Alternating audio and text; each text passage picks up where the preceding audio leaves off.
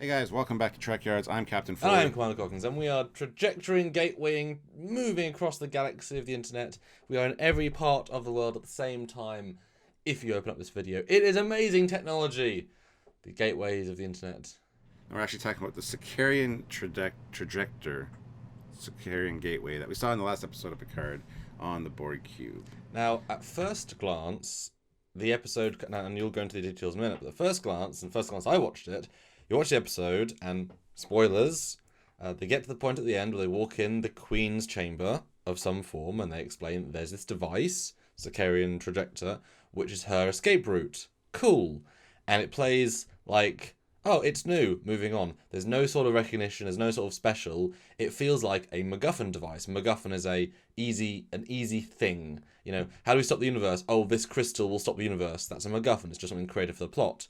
And it feels like that in the scene, we just invent it as an escape route. And I took it as that, but hey, it could be cool technology. But actually, the internet came back and said, no, it wasn't just pulled out of the writer's beep. Well, it's actually from an episode of Voyager. It was technology used by the Sikarians, and they could actually travel to 40,000, to planets within 40,000 light years with it, using anti-neutrons. It actually folds space. So, and yeah, but it required, in order to be used, it needed the mantle of the planet that was made of tetrahedral quartz to focus and amplify the trajector field. So it actually wasn't useful for Voyager itself. But apparently, now that the Borg have it, they have found a way to actually use it without the planet's crust. So they must be focusing it some other way. But yeah, I mean, that's a pretty cool tie-in to another series. And people are assuming that all of the Sikarians were assimilated. I don't know if that's necessarily the case. The Borg could have just got a few of them and acquired the technology. But why don't they use this technology to, I don't know, invade everywhere? I mean, that's not really their purpose. They just kind of wander around. If they run into something that's interesting, they'll assimilate it. They don't actually go after people specifically. Unless there's a specific reason. Yeah, unless it's Earth and humans, because we're special. I mean, there can be goals if they detect this thing is this technology is sending a signal out in this part of the quadrant. They'll say, oh, we'll go investigate and assimilate. But before we go into the does it make sense sort of thing, did you notice? Did you get the reference going in, or was it an after the fact with you two? First time I heard it, I was like, oh, that sounds familiar. I gotta look that up. Then I watched the rest of the episode and I was like, okay, went about my day, went to do the next viewing, and yeah, heard it again and immediately looked it up and was like, okay, good, yeah. It wasn't going crazy. It did sound familiar. Yeah, and I actually remember, because it's a season 1 episode, and it's right there early on, and it's with Seska's pre-evil. It's episode 10 of season 1. And I remember liking the episode because it's the first, apart from the caretaker itself, possibly getting home. Dog and its bone that falls apart. But it's an interesting moral question because the way the Sikarians treat the technology, it is effortless. The culture is such that they just lounge about, be themselves, and basically on holiday with it. And it's nothing. It means nothing. It's easy. It's their thing, but it's easy. And Voyager asks nicely for technology, and is it well played? And then suddenly Seska and the engineers decide to try and steal it. I think they give her horror novels sort of thing, entertainment. Yeah, all the people wanted were stories, new stories. Yep. Yeah. And they trade for it illegally, but once they put the tech in, it can never be used. So it's a lovely little if only, because you could beam your crew over halfway home, and then good luck with everything. So it's a very clever concept for a bit of potential, but really not. And then so I thought it was a very clever reference because it is fully introduced. It has its own limitations. And it's sad because it means that the Sikarians got assimilated after season 1. Yeah. But the thing about, is it a game changer? I don't really think it is because the Borg already have transwarp hubs. And yes, one was destroyed in Voyager, but given the size, the collective was not destroyed after Voyager, which means they could rebuild relatively quickly, I'm sure. They could already transwarp anywhere in the galaxy effortlessly. So yes, the ability to transport one person over an incredible distance is amazing, but more amazing is a tactical Borg cube entering your atmosphere and then assimilating the entire planet in the same afternoon. I think the scale makes it kind of awesome, but no more powerful than the already built tech. What do you think? I was, yeah. The way you explain it like that, it's like they're like a god race that you can't really defeat because they can just be anywhere if they want. But which was kind of the point of them. I mean, yeah. But I always wondered, is the Sikarian gate limited to small size? Because even on the planet we saw it like just pads that would send like a group of people like to a moon or another planet or whatever.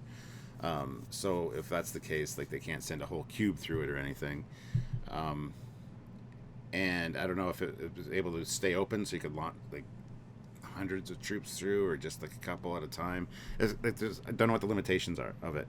And I think it's kind of neat that they've incorporated it in, and it's exclusively for like the Queen's chamber, which I don't know if it would be necessarily on every cube in every Queen's chamber. Like how long, like do they disseminate that tech down to everything that they have ship-wise, or there's a lot of questions still to be asked, but it is kind of a neat escape route idea for sure. Yeah, and it upvalues the Queens a little bit.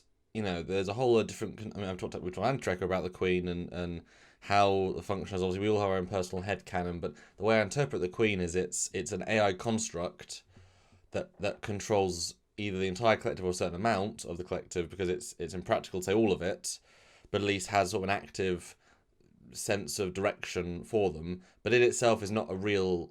She's not really a live entity so much as an amalgam of everything else. You know, a billion voices given form rather than a creature controlling a billion voices. So it's just part of the system. And we see multiple queens who both get killed, come back, and in multiple locations. And they're even though the actors changed, they are played as the exact same thing, but and they're all the same alien.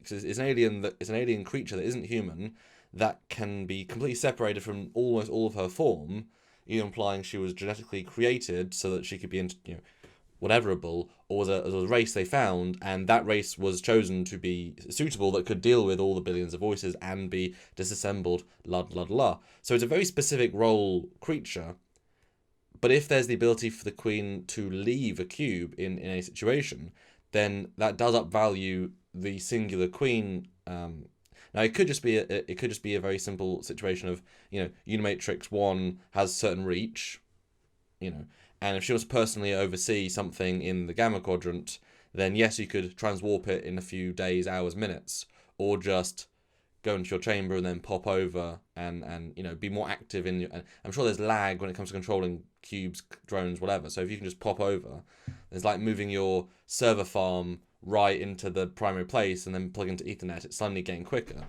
But they say it's after Picard's time. I doubt it was during Janeway's time. Oh, we know it wasn't during season 1. They hadn't got the technology yet. And yes, the Queens kind of get places, but she flies on a diamond. There's no sense of whatever. So my personal recollection of all that would be after Endgame, after it all kind of collapses, things happen, bobs happen, years happen, then this ability comes. It's basically just new for sake of new, and it allows these Queens to go about their business, and it could be on every ship. If the technology is repeatable, I would assume though that the fact that it has to bounce signals off a planet's core, I would interpret that as it does that inside like a cube structure. So you got to put that in the superstructure of the cube to do it. So it's probably a refit.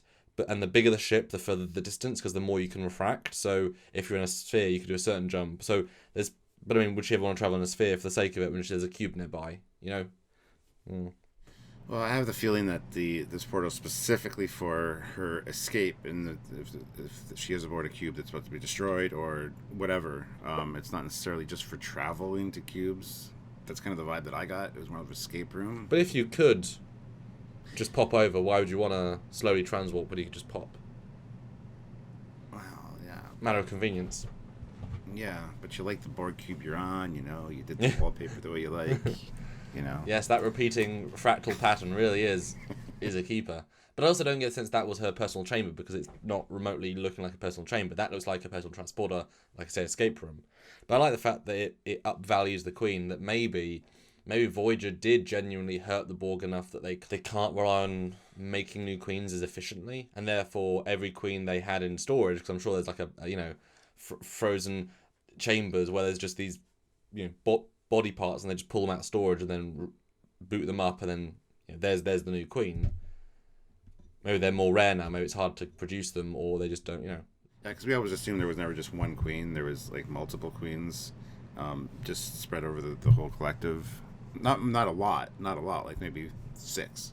Half a dozen. Yeah, like or one a quadrant if you really want to go that extreme. Anyway, I just like the incorporation of this technology and the purpose it was used for, just as an escape route. And the fact that it's referencing Voyager. I mean, there's been a lot of great references in this show, even to DS9, and they're trying to cover all their bases, which is nice. So that was just a nice subtle one, and they didn't expand on it. They didn't give us the backstory for it. They didn't feel like they needed to explain it, which was great.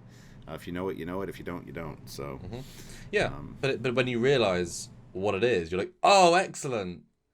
Because it's a genuinely clever reference. It's if Voyager can create an amazing, powerful MacGuffin tech, then you don't need to invent another one. Use a ridiculous one you've already got. It's in the right quadrant. So yeah, it's very. I think that was one of the cleverest little gentle references, like kind of like Quark's bar. It's clever. And like I said, I don't think it's world building, and I kind of hope that he implies that the chamber is hidden. So I kind of hope that, because if he can activate it and use it effortlessly, I mean, that is now an escape route for all time. I mean, if the Jat Vash learn about that, then you can beam into Earth. Although they say it's a 2-way transporter in Voyager, but I wonder if that one's a 2-way, because I don't know how you possibly beam them back after. That I don't know. Or I guess it's making a kind of gateway, isn't it? It's making a breach, a Foley space. So I think it's more a case of there's a return time, and you need to be on the return time location to step back through. So I would think. Yeah. So, guys, what did you think of the Sikarian gateway in Picard? Did you notice it? Did the sound familiar, but you weren't sure, or did you know it right off the hop? A lot of people knew it right away. So, put it down in the comments below what you thought. Like the video, subscribe to the channel, click the notification icon. It's all important stuff, and you can join the channel as well. It's new. The rank of commander, captain, or admiral, and get some really cool stuff. I just added 2 new emojis yesterday because our numbers went up, and the more we go up, the more emojis I can add to put in the chat. So. Join if you can. But look, if you can't do that, if you don't want to do that, then of course Patreon is a great way. We do this show free for everyone every single week, a lot of videos every single week, and all year round. For how many years now? Quite a few. So if you can support us on Patreon, there's a really, really great way. Or a one-time donation at trekyards.com, with email trekyards@hotmail.com, or just say hi for an original ship. Bill worked with, that's hotmail.com, email us there. Or like I said, just like, share, subscribe, click the bell notification, and just say hi in our lives. Because we do most days, or many days. That's right. So until next time, guys, I'm Captain Foley. No, bye, guys.